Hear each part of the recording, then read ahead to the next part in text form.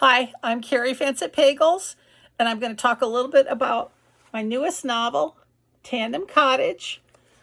I'm so excited because this cover is based on an award-winning poster design that Lorna Bricco of Bricco Designs did, and she won last year for the poster contest for the People's Choice, and then this year she also won for a different designer hers. So I'm very blessed I have this.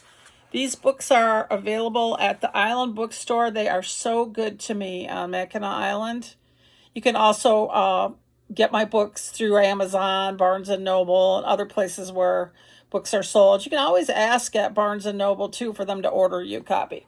I'm going to read just a little bit of Tandem Cottage for you today.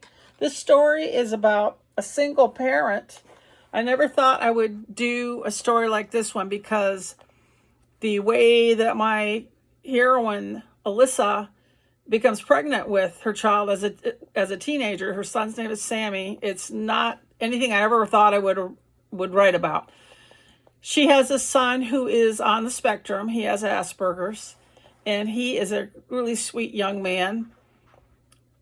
My hero is Carter Parker, who has been in the other books in this series. This is the Mackinac Cottage series. This is book 3. And Carter Parker has lost his wife. So they are an interesting couple to put together. One of the things they have in common is they're both computer science majors and both do programming. Chapter 1, Tequamanon Area Schools, Newberry, Michigan, February 2025. Cell phone vibrating, Alyssa's heart leapt. Could this possibly be a call about a job prospect as a computer programmer? God, make it so, for the sake of me and my son.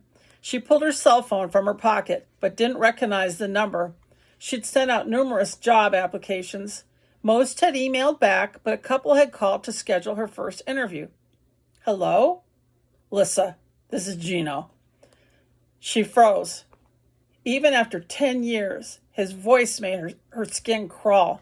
She hit the red end call button and shoved her phone back in her pocket as tremors worked through her entire body. After almost 10 years, he was calling. No child support, no contact, nothing. Not that she ever wanted to see him again. He was still what he was to her then, basically a stranger. But that stranger had left her with a child. She whipped off her cafeteria apron and strode toward the library. It was almost 3, and her son would be expecting her. Sammy would worry if she was late. Forcing herself to breathe in deeply, Alyssa marched toward the library. Sammy didn't have an aide with him anymore, like he'd had when he was in younger grades, but he still didn't handle less structured events well. So she'd offered to come sit near him during the special artist presentation this afternoon. She couldn't let him see her like this. The phone buzzed again, and she pulled out her ancient Android. Same number. Alyssa turned the phone off, not going to let him interrupt this time with her son. Get control. You can't go in there like this. 25 years old and feeling like she wanted to roll up in a ball in a corner and cry like a little kid. I can do all things through him that is in me. She might not be able, but God was. She pushed the library door back and then stepped in, quickly spotting her son in the back row. The presentation had already started, and Sammy was stimming, bouncing in his seat. The massive painting displayed in the front of the library, a tandem bike with a faint clock outline hanging in the clouds overhead, tugged at Alyssa's spirit as she sank into a chair beside Sammy. Rows of children sat motionless in front of them. Sammy leaned in. Mom, you missed the intro, he stage whispered, causing the girl beside him to giggle. Sorry.